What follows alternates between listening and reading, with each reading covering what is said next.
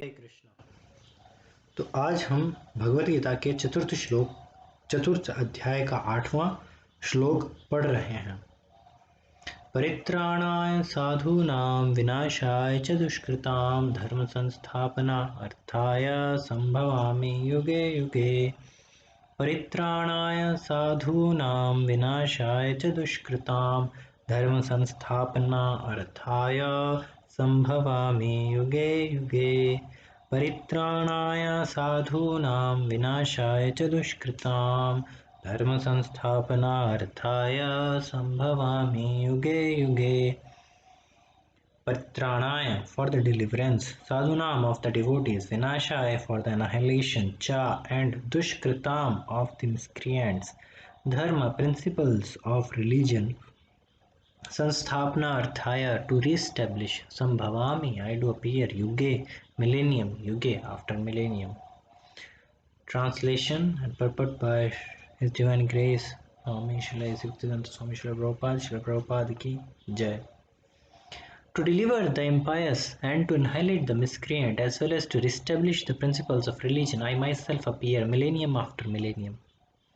Purport: according to Bhagavad Gita, a sadhu, a holy man, is a man in Krishna consciousness. A person may appear to be irreligious, but if he has the qualifications of Krishna consciousness wholly and fully, he is to be understood to be a sadhu. And Dushkritam applies to those who do not care for Krishna consciousness. Such miscreants of Dushkritam are described as foolish and the lowest of mankind. Even though they may be decorated with mundane education, whereas a person who is 100% engaged in Krishna consciousness is accepted as a sadhu, even though such a person may be neither learned or nor well cultured. As far as the atheistic are concerned, it is not necessary for the Supreme Lord to appear as he is to destroy them, as he did with the demons Ravana and Kamsa. The Lord has many agents who are quite competent to vanquish demons, but the Lord especially descends to appease his unalloyed devotees, who are always harassed by the demoniac. The demon harassed the devotees even though the latter may happen to be his kin. Although Prahlad Maharaj was the son of Hiranyakashipu, he was nonetheless persecuted by his father. Although Devaki, the mother of Krishna, was sister of Kamsa, she and her husband Vasudeva were persecuted only because Krishna was to be born of them. So Lord Krishna appeared primarily to deliver Devaki rather than kill Kamsa. But both were performed simultaneously. Therefore it is said here that to deliver the devotees and vanquish the demon miscreants, the Lord appears in different incarnations. In the Chaitanya Charitamrita of Krishna Das Kaviraj, the following verses, Madhya 20.263 to 264, summarize these principles of incarnation. सृष्टि हेतु ये मूर्ति प्रपंचे अवतारे से ईश्वर मूर्ति अवतार नाम धारे मायातीता परव्योमे सबार अवस्थाना विश्वे अवतारी धारे अवतार नाम. The Avatara or incarnation of Godhead descends from the kingdom of God for material manifestation. And the particular form of the personality of Godhead whoso descends is called an incarnation or avatara. Such incarnations are situated in the spiritual world, the kingdom of God. When they descend to the material creation, they assume the name avatar. There are various kinds of avatars such as Purusha Avatar, Guna Avatar, Leela Avatar, Shaktiavesh Avatar, Manvantar Avatar and Yuga Avatar, all appearing on schedule all over the universe. But Lord Krishna is the primeval Lord, the fountainhead of all avatars. Lord Sri Krishna descends for the specific purpose of mitigating the anxieties of pure devotees. who are very anxious to see him in his original Vrindavan pastimes. Therefore, the prime purpose of Krishna avatar is to satisfy his unalloyed devotees. The Lord says that he incarnates himself in every millennium. This indicates that he incarnates also in the age of Kali. As stated in Srimad Bhagavatam, the incarnation in the age of Kali is Lord Chaitanya Mahaprabhu, who spread the worship of Krishna by the Sankirtana movement, congregational chanting of the holy names, and spread Krishna consciousness throughout India. He predicted that this culture of Sankirtana would be broadcast all over the world, from town to town and village to village. Lord Chaitanya, as the incarnation of Krishna, the personality of Godhead, is described secretly but not directly in the confidential parts of the revealed scriptures, such as Upanishads, Mahabharata, and Bhagavatam. The devotees of Lord Krishna are very much attracted by the Sankirtana movement of Lord Chaitanya. This avatar of the Lord does not kill the miscreants but delivers them by his causeless mercy.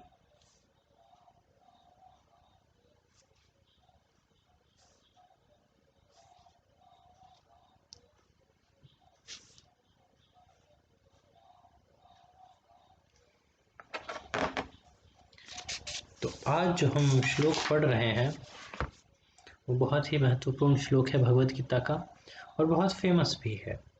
ये second part है, why does the Lord appears in this material world,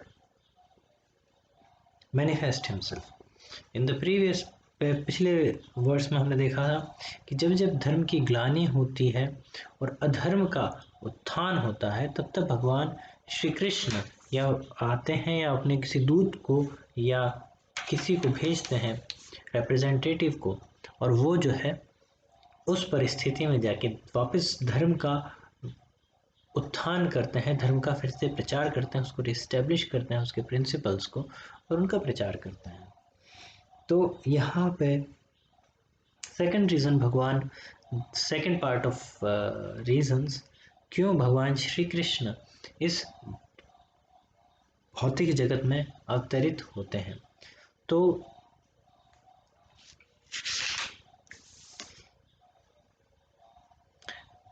जो श्री कृष्ण भगवान जो बता रहे हैं कि पायस जो हैं, जो धार्मिक लोग हैं, जो धार्मिक प्रकृति या कृष्ण भक्त हैं, उनका तर्पण करने के लिए, उनको डिलीवर करने के लिए, और जो नालायक लोग हैं, जो राक्षस लोग हैं, जो कृष्ण भक्ति नहीं करते हैं, एथिस्टिक जैसे लोग हैं, उनको एनहाइलेशन करने के लिए, उनका विनाश करने के लिए, और साथ ही साथ में धर्म के जो सिद्धांत हैं उनकी पुनर्स्थापना करने के लिए भगवान आते हैं। मिलेनियम आफ्टर मिलेनियम, युग के हर युग में ईश्वर आते हैं। तो यहाँ पे श्रील प्रभुपाद बता रहे हैं, यहाँ पे दुष्कृताम का अर्थ है जो लोग कृष्ण भक्त नहीं हैं। अब वो लोग चाहे संस्कारी ना हो लेकिन वो कृष्ण भक्त हैं तो वो उनका तर्पण हो जाएगा।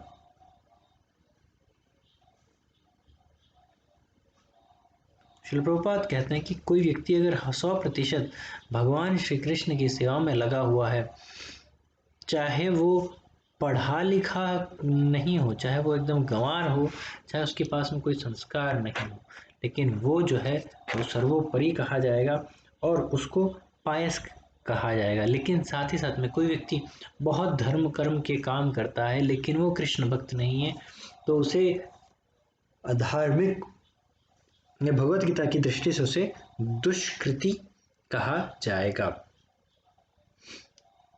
तो ये यहाँ पे श्रील प्रभुपाद बहुत ही महत्वपूर्ण बात बोलते हैं, और इससे जो उदाहरण मेरे दिमाग में आता है वो है वानरों का। जब श्री राम लंका पर चढ़ाई कर रहे थे तो उनकी सहायता में, उनकी सेवा में अनेक वानर आए। तो वानर जो हैं अगर आप देखेंगे तो ना तो वो पढ़े लिखे होते हैं, ना ही उनमें कोई संस्कार होते हैं, जितने कि मनुष्य में संस्कार होते हैं, लेकिन फिर भी वे सब भगवान श्री राम के भक्त थे, उनकी सेवा में संलग्न थे। तो वो पायस हो गए, उन सबका भाग वापस, उनकी जो गति हुई, सब गोलोक धाम वापस गए। इस प्रकार से तो हम बहुत अच्छा उदाहरण देखते हैं कि हनुमान, जाम्बवंत, तो हनुमान जी तो खैर वे तो अलौकिक हैं, श्रेष्ठतम हैं, और भगवान शिव के अंश जिस तरीके से कहा जाता है तो वो है, तो उनकी तो बात बहुत अलग है।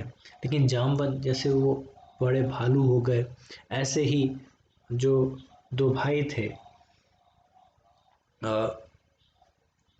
नल नील भी थे, और साथ में दो गिद्ध जो थे, जो बड़े बड़े वल्चर्स, जिन्होंने भगवान के संपाति संपाति और जटायु, जटायु और संपाति ये चिड़ियाएं थी। चिड़ियाएं देखते कि भगवान की भक्ति जो है लिमिटेड नहीं है सिर्फ ह्यूमन बीइंग्स के लिए, या फिर सिर्फ जो बहुत ही ब्राह्मण कुल में जन्म हुए, बहुत ही उच्च जिनका जन्म हुआ है, सिर्फ वो लोग कृष्ण भक्ति प्राप्त कर सकते हैं, नहीं।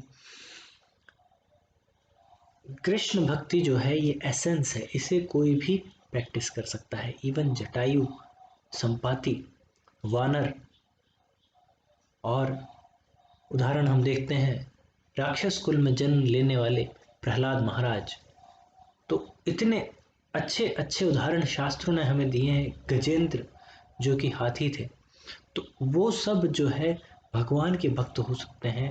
तो हमारे पास तो अभी भी बहुत स्कोप है, हम तो कम से कम मनुष्य शरीर में तो हैं। हम्म, तो इस वजह से भगवान की भक्ति जो है लिमिटेड नहीं है। भगवान की भक्ति व्यक्ति की स्पीशीज क्या है, क्या उसके अंदर में कल्चर है कि नहीं है, क्या उसके पास ज्ञान है कि नहीं है, भौतिक ज्ञान जिसको कहते हैं उसमें एक्सपर्ट है कि नहीं, इन सबसे सर्वोपरि है, इन सबसे इर्रेस्पेक्टिव है। और कोई व्यक्ति अगर वो मूर्ख है लेकिन वो भगवान का भक्त हो सकता है। और भगवान जो आते हैं कि जो दुष्कृति होते हैं उनका पतन करने के लिए, उनका संहार करने के लिए, उनका नाश करने के लिए, विनाश करने के लिए, तो यहाँ श्रील प्रभुपाद कह रहे हैं कि सिर्फ उस चीज़ के लिए भगवान को, ईश्वर को आने की जरूरत नहीं है। वो तो इतने महान है कि वो कोई भी अपनी एजेंसी के द्वारा कोई भी एजेंट को इतना एम्पावर कर सकते हैं कि वो ऐसे चुटकियों में ऐसे जो है दुष्कृति जो लोग हैं उनका नष्ट कर दे। लेकिन वो नहीं करते हैं ऐसा। वो जन्म प्रकट होते हैं जन्म युग आफ्टर युग में, वो इसलिए ताकि वो अपने भक्त जो हैं उनको सुख दे सकें, उनको प्रसन्न कर सकें।